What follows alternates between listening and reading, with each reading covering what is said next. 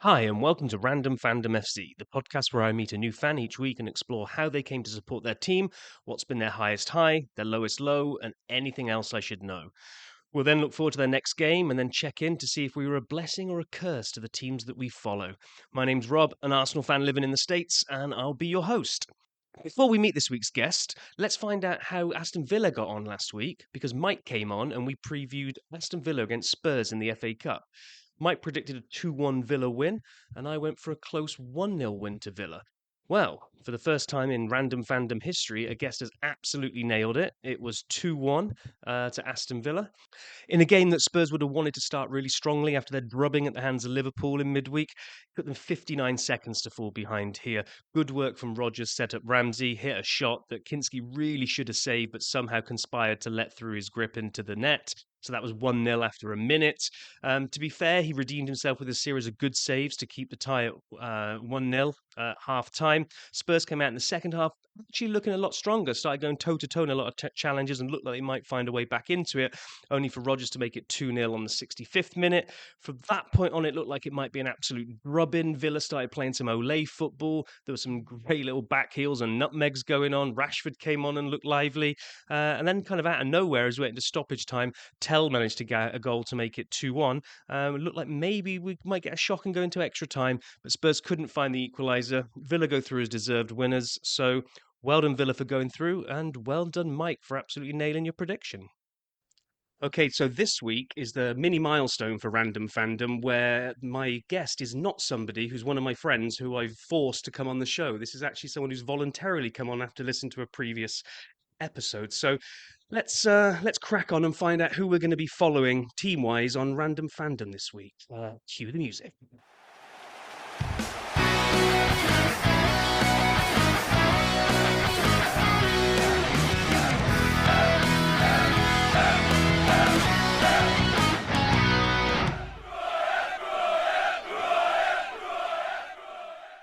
Okay, well, as the crowd are chanting, who are you? Who are you, and who do you support? My name's Dan Huff, and I am a Shrewsbury Town fan.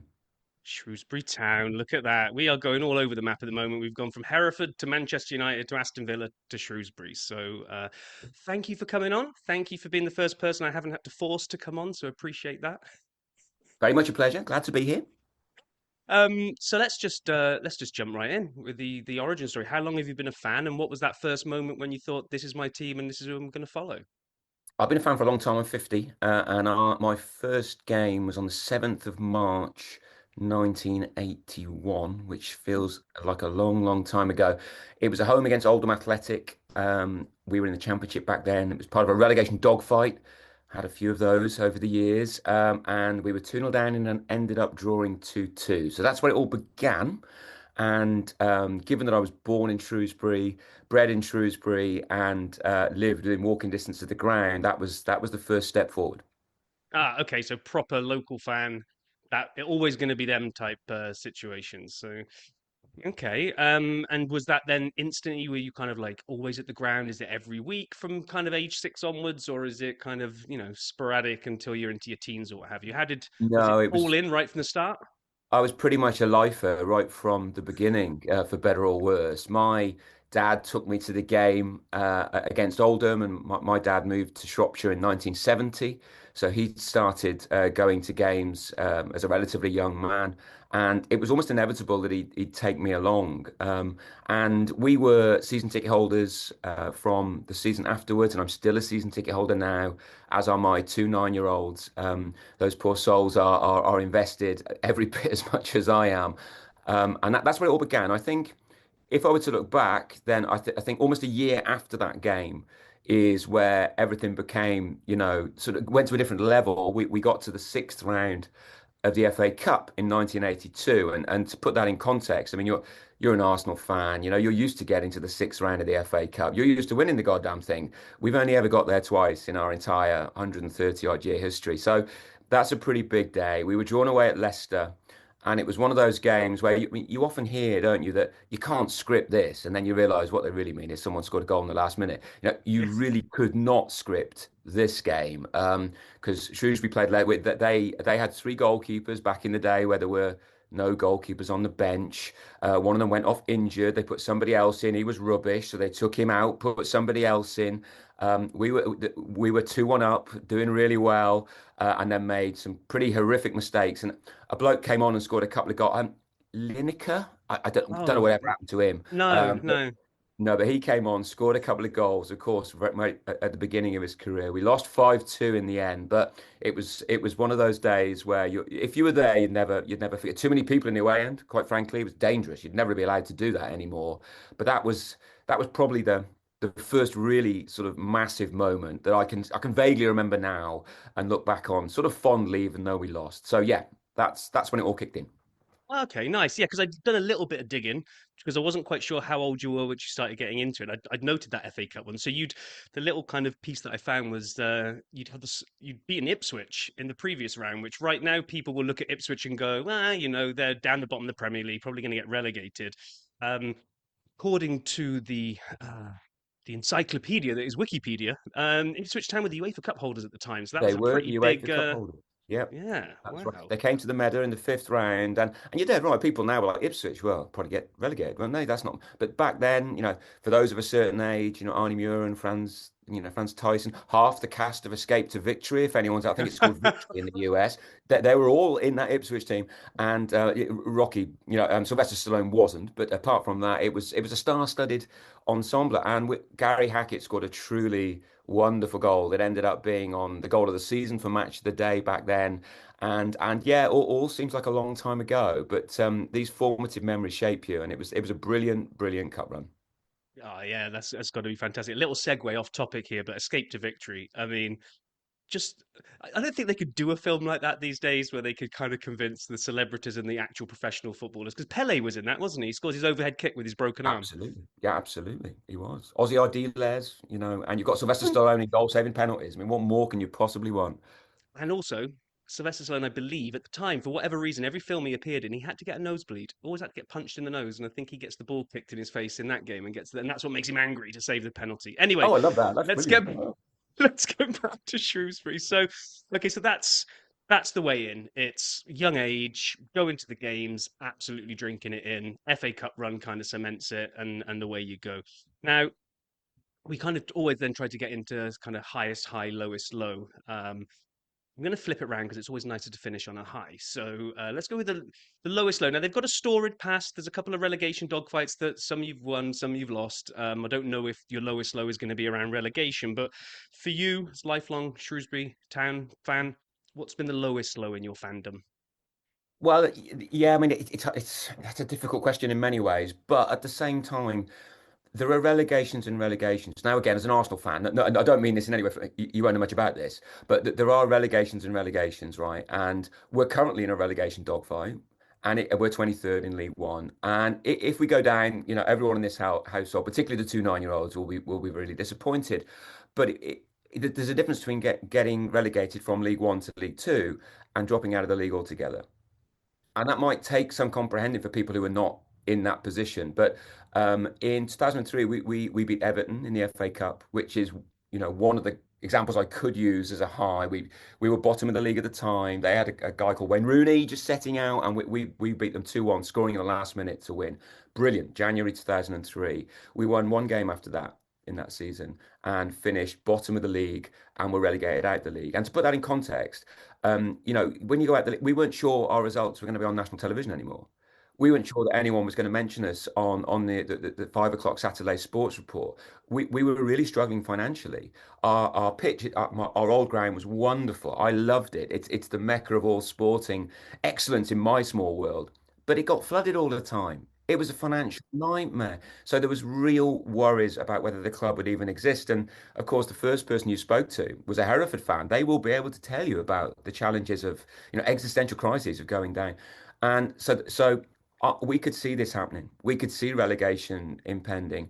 We were never getting out of it. We all knew it. And I remember the fateful day against Carlisle at home where we had to win to have a chance to stay up on the last day at Hartlepool, and we were awful. I'm pretty sure my under nines would have given us a decent game that day. We were never getting the 3 points. Carlisle were right in it as well. So it was, the ground was chock a block. They won and stayed up. And I remember walking out the ground thinking that could be the last game of league football I ever see at the Gay Meadow. We may never return. That may be it. And not just we may never return, we may not exist in 12 months' time.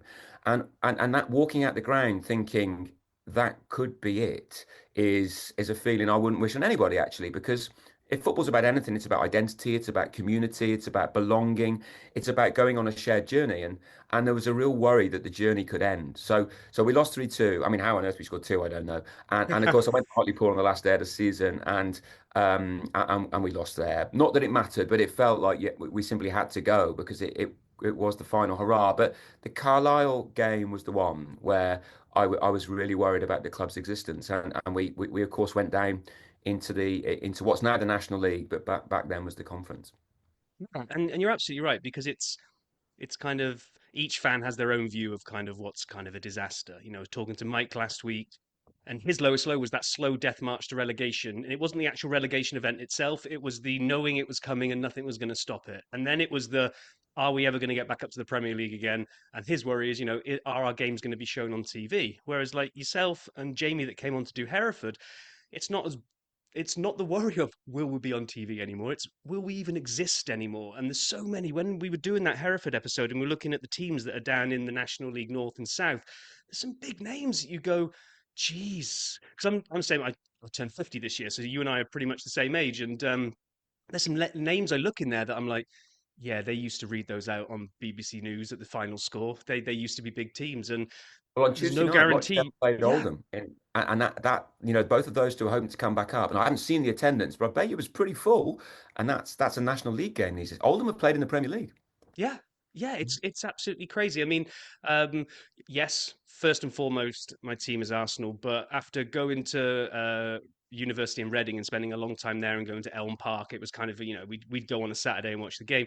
Like I've seen them go through the full spectrum of come and mix it up in the Premier League and be wow, Reading in the Premier League, and then they're down in League One, I think, at the moment, and it's just sad to see teams kind of go on those huge roller coasters. But I guess for every one of them that's going down and in the doldrums, that means somebody else came up and took their place because it's kind of how it But I'm works, not sure right? that's a positive in it Yeah, because there's two things. First, Reading have had that existential story as well. There's a great pressure group out there, so about trying to save the club from their Chinese owners who are not interested in the club at all. But a lot of the clubs who come up are based around rich sugar daddies. They're true. based around people who have no interest really in the club, and sometimes you get a Bournemouth.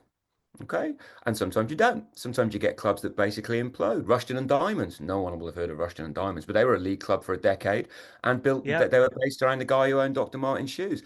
And I'm not into seeing Rushden and Diamonds do well.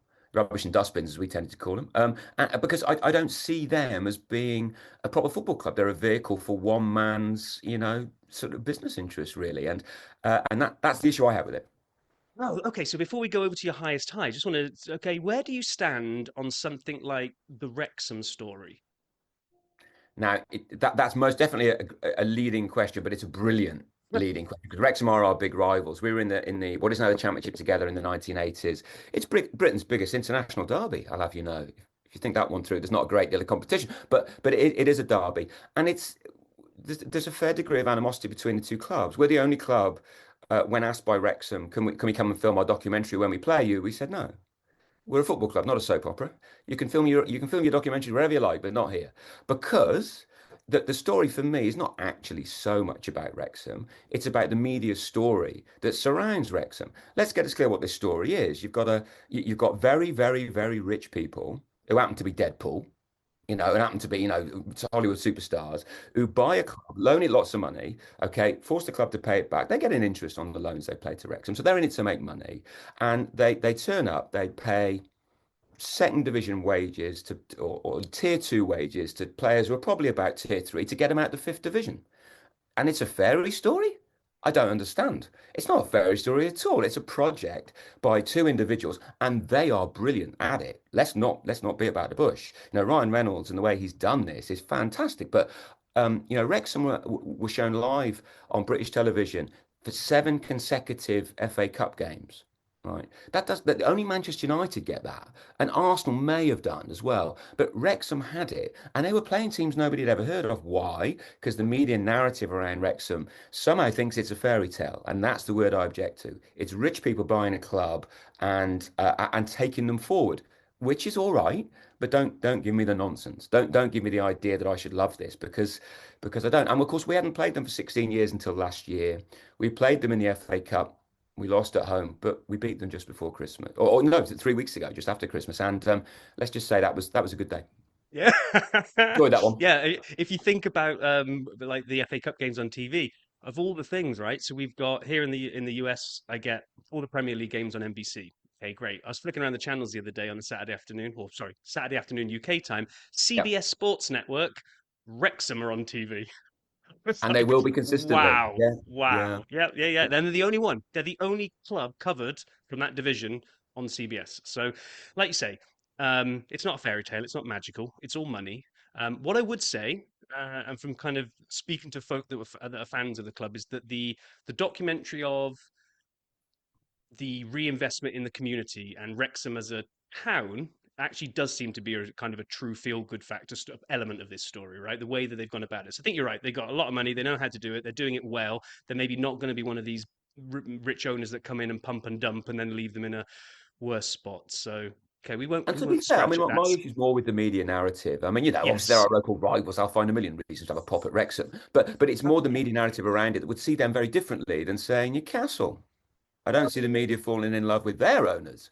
And I'm not saying that Ryan Reynolds is the same as the Newcastle owners, but they are treated differently, and that can 100%. be when you're their local rivals. So you need Hugh Jackman to come in and buy Shrewsbury so you can have Wolverine and Deadpool going against each other. That's That'd be box office, wouldn't it? it Yeah. really would, wouldn't it? And that would I think that would fit in quite nicely with the yellow and blue jerseys as well. So Yeah, blue and amber, anyway, but let's I'll go with yeah, it. yeah. Yeah, I was just trying to morph it onto Wolverine for you. But anyway, yeah, we're great. way off topic now. So okay, so that was the lowest low was the relegation. What the highest high? What's the moment that you're just absolutely I can't drink this in any more than I'm drinking it in right Yeah, I mean, that's a more difficult question for me because now? every club at every level has high highs, and they may seem completely stupid to other people. We're never going to win the FA Cup. We're never going to win the Premier League, and I don't care about that. But what I do care is the successes that we have against the odds or against sides who you would expect us to not do so well against. So, as an example, 5 years ago we played Liverpool at home in the FA Cup fourth round, and we came back from 2-0 to draw 2-2, and they had 200 million pounds worth of talent on the field, and we had about 50K's worth.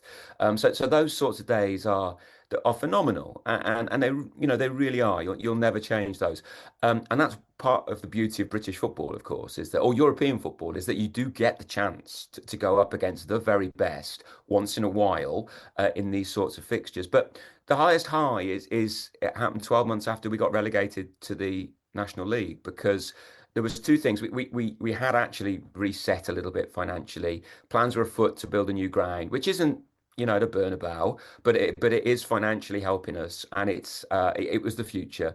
But we played in the playoff final to get from the National League back into League Two. And we played Aldershot, actually, a team who we had a bit of history against in a good way in the final, and it went all the way to penalties. Oh, And I mean, penalty shootouts are fearsome things at the best of times. But when you've got the not quite your existence then, because we were a little bit more stable than we were 12 months previously. But I did think, a lot of clubs come back first time or they don't.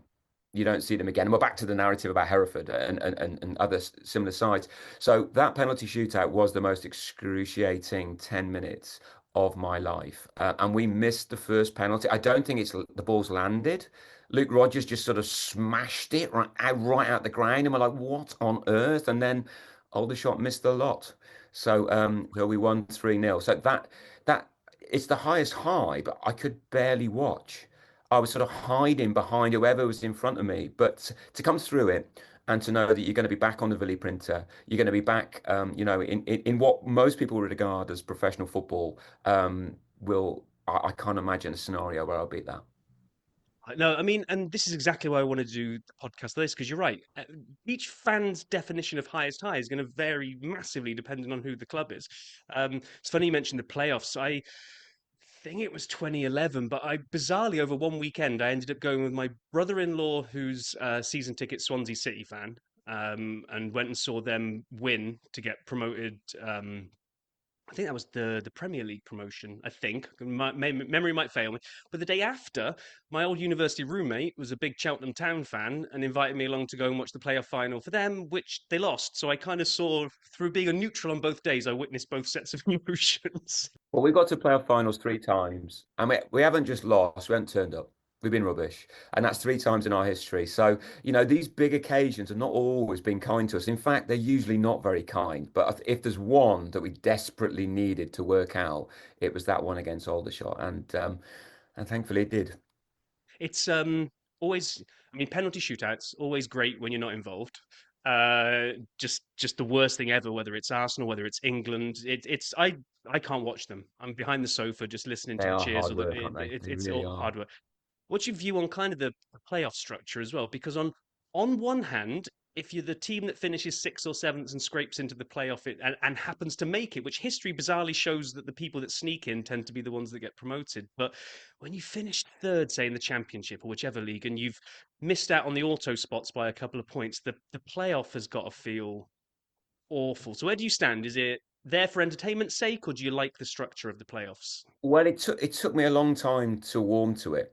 I mean, they came in, sort of, 30 years ago. So we've had a Yeah, long experience with these things. And my initial feeling was, no, no, no, no. You finish in the top three or top four, depending on what division it is, and that's it. Then you go up. But I did then, over time, think that there's more teams with more to play for here. Now, I don't buy into sort of the American system where you have to have a final for everything. But I did think there was something in keeping a side that's 11th, 12th at least interested in the promotion fight, after Christmas.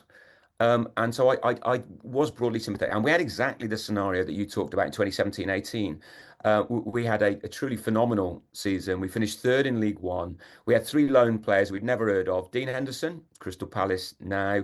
Ben Godfrey, just come back from Italy. I think he's gone to Ipswich. And Carlton Morris, who spent a season up front for Luton. We'd never heard of these guys. They were young lads, but of course they all popped up on our doorstep and they were brilliant. But we finished third, and Blackburn and Wigan had a lot of money. And because Wigan have this thing about getting promoted, going bust, and coming back down. Blackburn are just a bigger club than League One. And I didn't feel any animosity towards it. I felt we've just finished third. We've not done enough. We've not done enough. We're going to have to go down the playoff route. And we got to the final. We beat Charlton in the playoff semi-final, which surprised me, I'll be honest. And we lost then, against Rotherham. And my feeling was never one of it shouldn't have been this way. It was always just like, God, Wembley, we've not turned up again. This is the way we roll. So no, I'm okay with it. I do think that you can go too far with it. I wouldn't like to see just one team go directly up. That's yeah. too thin, as it were. But certainly two, I think is fair. Is fair cop. Yeah, and I quite like the structure it is now. I'd heard rumors they were going to start playing with the playoff final or the playoff winner, maybe change the playoff structure for the championship, that the winner of the four then plays the third from bottom in the Premier League in a final to see, does Well, it that used to third team happen get that way. relegated? Oh, did it? Oh, Yeah, wow, I don't remember that. yeah. At the beginning, it used to happen. I remember. I think it was Charlton did it 2 years running. They finished third bottom in the league and won the playoff, so stayed up. So that was way back in the late 1980s, and it's the way they do it in Germany. And I don't see that. The bottom three, you've not done enough to merit it. I'm No, much more for keeping teams in it after Christmas, being realistic, than I am for helping out a side that should be relegated, from the Premier now League or from the Championship.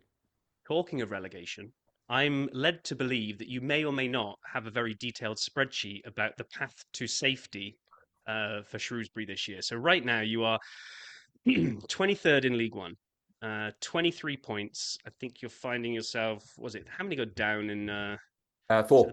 bottom four? So Burton are on 25, and then you've got to jump of 5 points up to Northampton on 30. But I think they played an extra game than you. So you have high belief that you're going to get out of this, or is it blind faith because of the season ticket holder? Talk us through this path to redemption that you've got plotted out.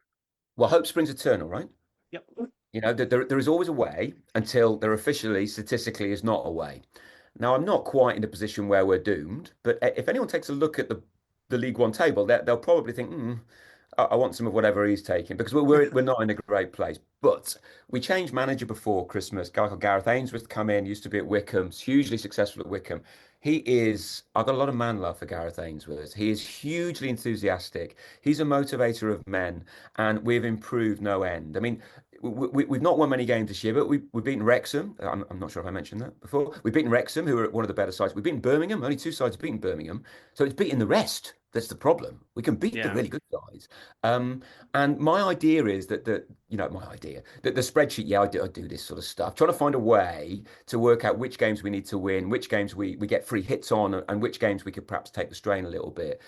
We've got to play all of the teams around us at the bottom, all of them. And we've got to play all but one of them at home. And we're much better at home than we are away. Okay. So in that sense, there is a way forward. I reckon we could probably stay out with as little as 45 or 46 points. And most people sort of start at 50. They think if you get 50, you're going to stay up. Now, my spreadsheet is working on 50. But there's, we're going to need a bit of luck. We're going to need to try and skank a few results in places we might not expect to do so. But we're definitely not dead yet. We had a huge win on Saturday. We won against Mansfield where we were 1-0 down. We had someone sent off and we came back to win 2-1. So on such seasons on such games do seasons turn. Says me now. At the beginning of February. Whether I'll be saying the same at the beginning of March or at the beginning of April, I don't know. But if you don't believe, then why are you going? You know what I mean? Why are you Exactly. even And involved?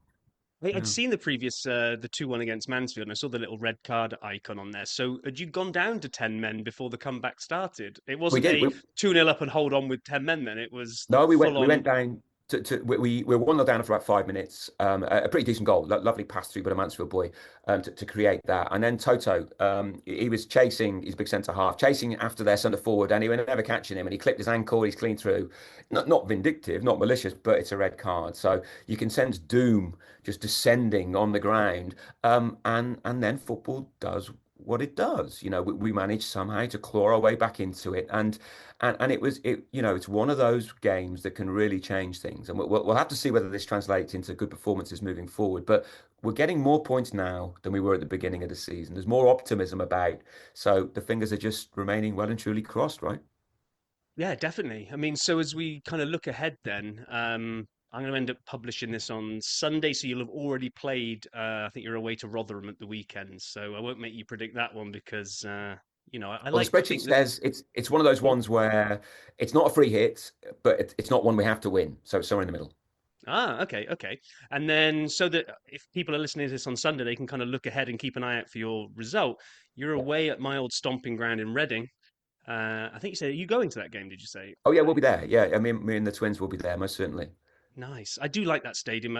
Elm Park was a classic old school ground, but Medeski Stadium, if it's still called that, probably not. It is Um, in my world. Yeah. It is in my world as well. I remember they moved the Reading Half Marathon to finish inside that stadium, and it was something really weird that as you came into the stadium and you had to do almost like I think it was half a lap of the field to then go through the finishing line. You felt like you were Usain Bolt when you came in because there were only about 3 or 4 thousand people in there, but when they're cheering as each person comes in to finish, you're like, yes, I'm. And in my head, I'm sprinting, and then I watched the video they send you of when you've actually finished, and you're like. I don't remember being that slow. But anyway, um, good ground, but Reading nowhere near the team they used to be. Where are they sitting at the moment? In Well, they're mid-table, and I have to say, of the new grounds, because of course it is different league to most. It's a really good ground because some of these new grounds are soulless affairs, and I think it's something like the Car Leasing Stadium. No, it's got a horrible name, but oh, but is it? the Majeski has got a feel as if it's an arena where you can play. Now they sold Sam Smith, who's their best player in the window. He's a striker, so I'm intrigued to see how they deal with that. But Reading are mid-table looking up rather than down, so I think they'll be reasonably happy with life. They've got a transfer embargo on, so they're still in financial difficulties, which means that we travel in quiet hope. We won there last year with and we played really well, 1-3-2. So the memories are good of the Majeski Stadium, and we've only won one game away this year. And the optimist in me says we will win another at some point, and I see no And reason not to believe it might not be on Tuesday. and you've just signed a lad on loan from Bradford for is it Vadane Oliver, striker is he from Yeah, Bradford? Dane So Oliver, he's a bit of a journeyman, if I'm being honest. He hasn't scored many goals recently, but he did score a fair few goals for Gillingham. Classic case of he may be completely useless, or he may be the talisman that helps us move forward. He's a big lad, and he'll go through a few brick walls. So I expect we'll be seeing him at the Majestic on Tuesday as well. So now, are you superstitious? Will you give me a prediction? Because I do have a superstition where I can't ever predict Arsenal games. It's some stupid thing where I won't give a score. So What? if you're superstitious, I won't make you give me a score, but it's Well, probably on given your how obsessed spreadsheet. I am, yeah, no, how obsessed I am with Shrewsbury Town, you'd think I'd be reasonably good at predicting their results, but I'm not. So, so I'm generally useless. So what I'm going to do is going to predict the result. I'm going to say Reading are going to win 2-1. Oh, Bear in mind what I've okay. just said. How Yeah, yeah, bad I yeah. am at predicting results of Shrewsbury Town games. So it's deliberately loaded. Love it. Um, you see, I'm going to sit on the fence and I'm going to go for a thrilling 2-2 draw. That's where I'm going to Well, it go. I'm was going to see you getting up a point on the road, which is maybe not what you're after, but every point's a good point, right? absolutely. If you offered it me and said that's the non-negotiable deal, then I would take it. And both games last year were 3-2. And in the game at the Meadow, we were 2-1 down in the 92nd minute. So we do have good memories against Reading, and I'm sure Reading don't have that great memories against us. But there are reasons to be hopeful. We'll be keeping everything crossed. Now, one last thing before we kind of wrap up is that I always try to make some kind of pun out of the nickname of the team as part of the episode title, right? Now, from being born in Stratford, I instantly went to Shrewsbury, the Shrews, taming of the shrew. But then I did my research and found out that's probably got a negative connotation because I think that's been used when opposition have beaten you, the taming of the shrew. So I also saw this. Okay, I'm not going to say this wrong. Salop? Yes. Yeah, that's right. Yes. Yeah. What's that? Is that your But official nickname or is the Shrews the official nickname?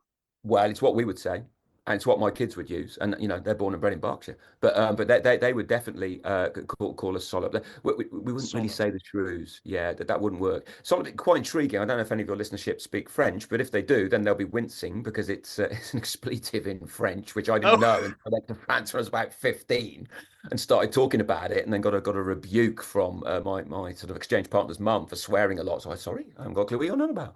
And yeah, that was one angle. But no, it comes from the Latin because the A5 was built from London, a road in England, right the way through to Holyhead. So it went right the way through Shrewsbury, and the area around where we were was called Salopia by the Romans. And our motto is Floreat Salopia, so flourish Shropshire.